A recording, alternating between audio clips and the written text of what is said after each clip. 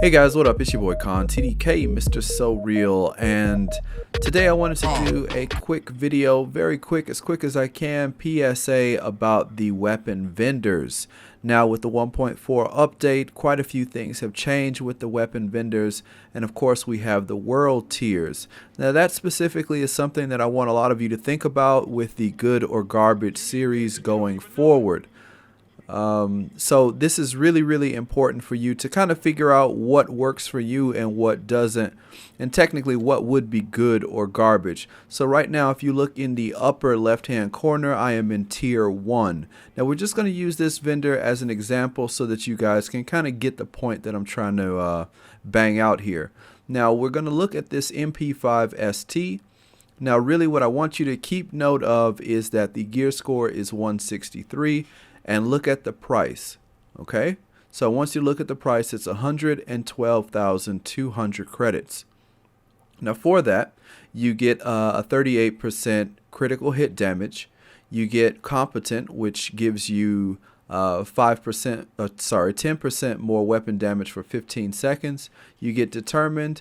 Killing a target reduces skill cooldown by 7.5, and you get ferocious, and this gives you 10% more damage to named enemies. Now I'm going to have this video will not be something that I will do every week. This is just something to give you some information, and pretty much the system I'm sure will stay the same, so that every week when the vendor resets happen, you'll know what's going on with these world tiers. Now again, please look at the price and look at the damage, the critical hit damage, or the kind of bonus that's in the weapon.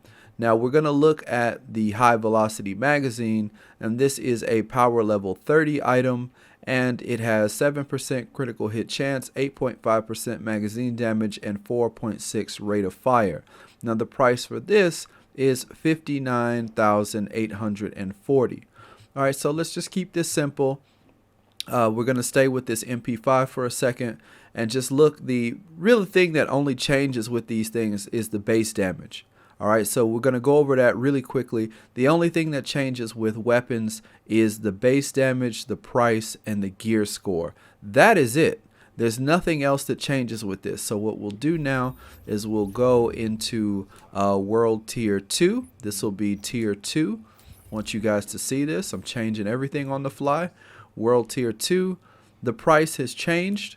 Okay, so look, the critical hit damage is the same. It's 38%. Competent is still 10%. Determined is still 7.5%, and ferocious is still 10%.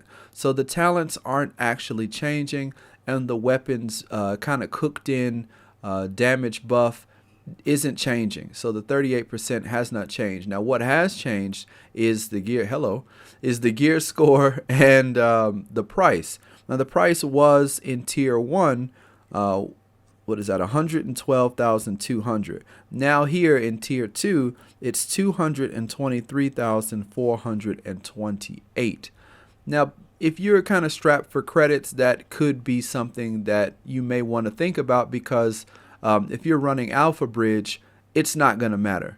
The things that you're going to get from Alpha Bridge are just as good in the other one as they are for this, because you're getting the same amount for your skills or your talents. Now, if we go down to the magazine has really only increased slightly. Slightly is as good as it's going to get. So in tier 1, all right, this is in tier 1, the critical hit chance was 7, so it's exactly the same. The magazine size was 8.5 in tier 1. It is now 9, so you get 0.5. The rate of fire was 4.6, which is 0.1% better. All right, goodbye. Now, with that being said, the price has changed substantially. In tier 1, it was 59,840. Now it is 119,161. Does that price merit the increase that you get in performance? Personally, I would say probably not.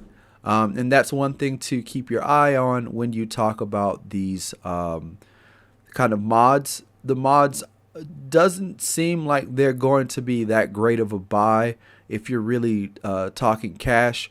And a lot of people I've heard have been running through money and they've been buying stuff, and they don't kind of really see that big of a difference in terms of time to kill and all that other stuff. Well, this is the reason why, guys. You're not really getting that big of a buff between the power levels. And this is power level 31. Tier 1 was power level 30. So you can check this out on your own. And what we'll do now is we'll go over, let me get away from this dude. We're going to go over to tier 4. All right, we're going to skip tier 3 and just go to tier 4 so that you guys kind of know what's going on. And you'll see the same thing. It's pretty much the same thing.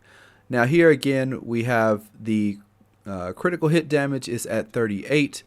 Competent again 10%, determined is 7.5, and ferocious is 10. The only thing that's changed now is the requirements. The gear score has changed, the money, the amount that it costs to buy this has changed, but these things stay the same. So if you're rocking Alpha Bridge, again, you don't really need to buy the really expensive version unless you're doing it for gear score. But if you look at the price, again, let's go back to tier 1. The price was $112,200. For tier 4, the price is $853,980.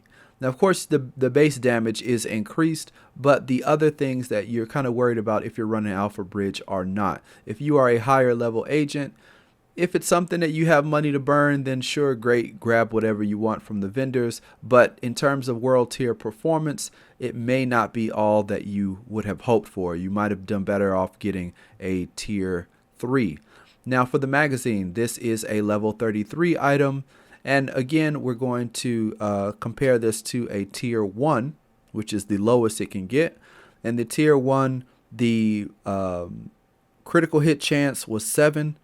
The magazine size was 8.5 and the rate of fire is 4.6. Here, the critical hit chance is only up 0.5%. The magazine size is up 1%. The rate of fire is up 0.3%. So what I'm saying is it worth the money?